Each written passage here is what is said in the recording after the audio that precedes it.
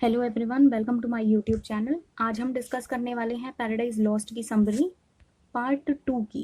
Part 1 में हम already first 6 books को कवर कर चुके हैं और उससे हमें पता चला था कि जो बुक नंबर 6 थी, रैफल आते हैं और रैफल एडम को बताते हैं कि किस तरीके से हेवन में वॉर हुआ था और उन्होंने सैटर्न को या उनके फॉलोअर्स को जब डिफीट कर दिया था तो गॉड ने उनको हेल में थ्रो कर दिया था। आइए स्टार्ट करते हैं बुक नंबर 7। बुक नंबर 7 की जो सेटिंग है वो अभी भी गार्डन ऑफ ईडन की ही है। हमें उसी का डिस्क्रिप्शन देखने को मिलता है और हमें ये भी पता चलता है कि रैफल एडम को ये बता रहे होते हैं कि किस तरीके से गॉड के दिमाग में ये थॉट आया कि उनको एक नई दुनिया बनानी चाहिए जिसमें कि आज एडम खड़ा है। तो वो रैफल एडम को ये बता रहे होते हैं कि गॉड ने ये एक दिन में नहीं क्रिएट किया। गॉड को ये दुनिया बनाने में लगभग 7 डेज लगे, यानी कि ऑलमोस्ट 7 दिन गॉड ने लगकर काम किया। और ये बात एडम बहुत ध्यान से सुन रहा होता है। तो वो धीरे धीरे उनको बताते हैं कि डे 1 में गॉड ने क्या बनाया। तो वो रैपल कहते हैं कि डे 1 में गॉड ने बनाई थी नाइट, यानी कि डार्कनेस। फिर उन्होंने उसके साथ डे 1 में ही बनाया था डे, जिसे कि लाइट कहते हैं। और फिर गॉड ने ये देखा कि एक तरफ तो ज़्यादा लाइट है और एक तरफ ज़्यादा डार्कनेस है। तो गॉड ने इन दो चीज़ों को नाम दे दिया। जो डे था उसमें लाइट थी और जो नाइट थी वो डार्क थी। डे 2 में गॉड ने स्काई एंड सी बनाया। आप इमेज में देख सकते हैं स्काई और सी, ये गॉड ने डे 2 में बनाया था। डे 3 में गॉड ने लैंड बनाया और वेजिटेशन बनाई, यानी कि गॉड ने जो भी लैंड पे ग्रास है, प्लांट्स हैं, वो बनाए डे 3 में।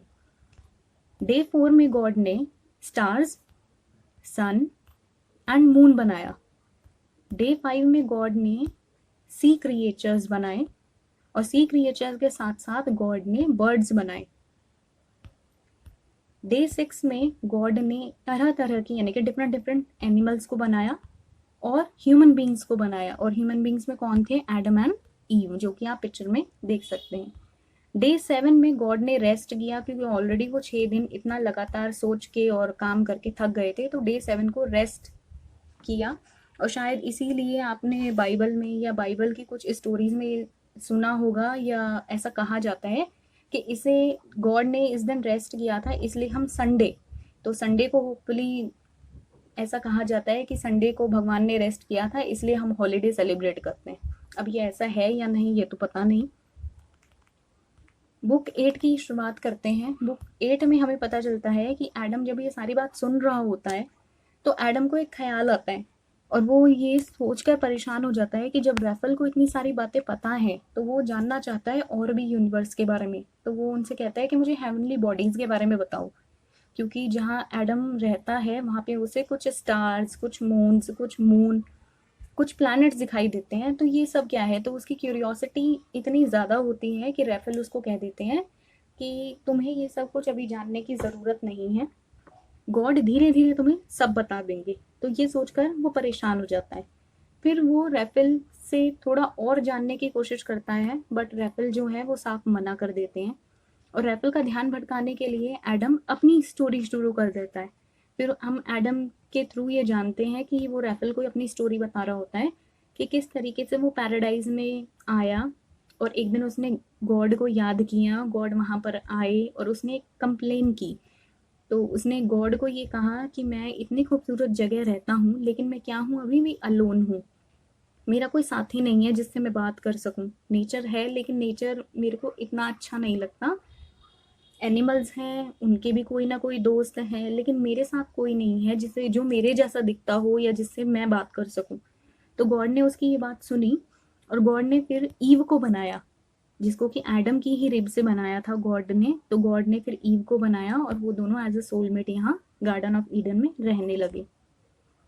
एट द एंड हमें ये पता चलता है इस बुक में कि रैफल जो है उसको सुनते रहते हैं एडम को, लेकिन वो जाते जाते एक बात कह के जाते हैं।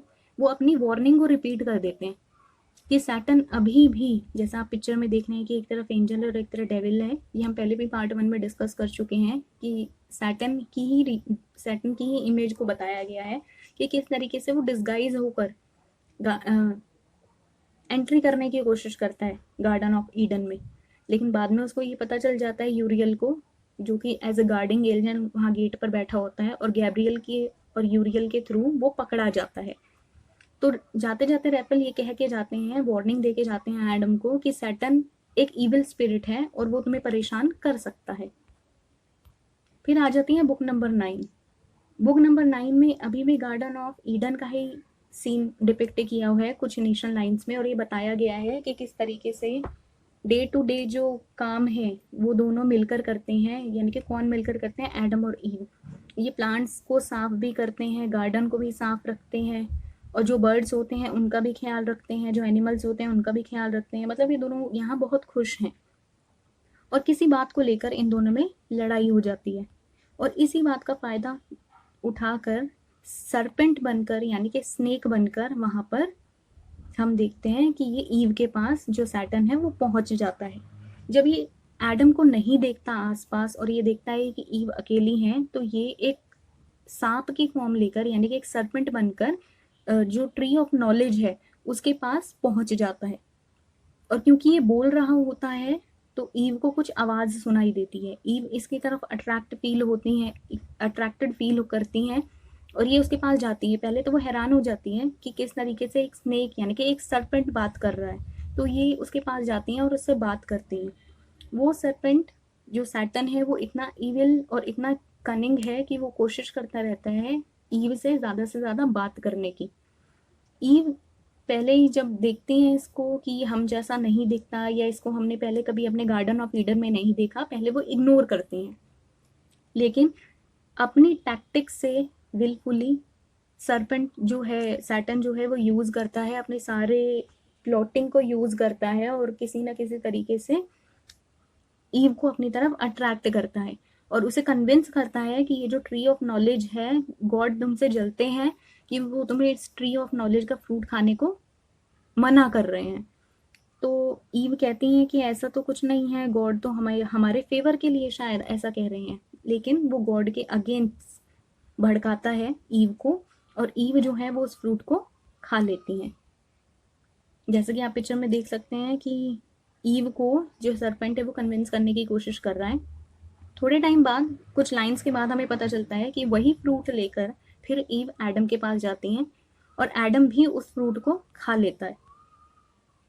अब उस फ्रूट के साथ बहुत सारी चीज़ें हमें पता चलती हैं कि वो ऑलरेडी, क्योंकि उसको कहा गया था ट्री ऑफ नॉलेज, और वो अपने साथ नॉलेज लेकर आता है। तो उस फ्रूट को खाने के बाद एक नई नॉलेज को गेन करते हैं एडम और ईव, और वो नई न्यू नॉलेज क्या है, वो है शेम।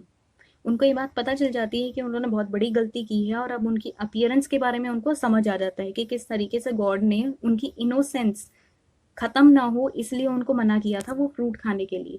लेकिन उस फ्रूट को खा लेने के बाद उनका जो इल्यूजन है, यानी कि एक तरीके से आप कहिए जो इनोसेंस है, वो ख़त्म हो गई है, और जो न्यू नॉलेज उनको मिली है वो सेल्फ कंटेम्प्ट यानी कि शेम की फॉर्म में मिली है, इसलिए वो अपने आप को कवर कर लेते हैं। उनको समझ आ जाता है कि earlier they were naked. Book number 9 यहाँ पे ख़त्म हो जाती है। फिर आती है बुक नंबर 10। बुक नंबर 10 के बारे में हमें ये स्टार्टिंग में पता चलता है कि जो सिन एडम और ईव ने कमिट कर लिया, यानी कि जो उन्होंने फ्रूट खाया था जिसकी वजह से उनको न्यू नॉलेज और शेम के बारे में पता चला था, न्यू नॉलेज मिल गई थी, वो हेवन में डिक्लेयर हो जाता है। यानी कि ऑल माइटीज जो एंजल्स होते हैं वो हेवन में गॉड को ये बता देते हैं। और दूसरी तरफ हमें पता चलता है जो सैटर्न है वो पेंडिमोनियम यानी कि अपने एक हॉल में बैठ के मीटिंग कर रहा होता है, और वो बताता है कि किस तरीके से वो बुक 9 में सरपेंट बन के गया था, और किस तरीके से उन्होंने ईव को कन्विंस कर लिया, और ईव ने एडम को कन्विंस कर लिया, और उन्होंने वो फ्रूट खा लिया।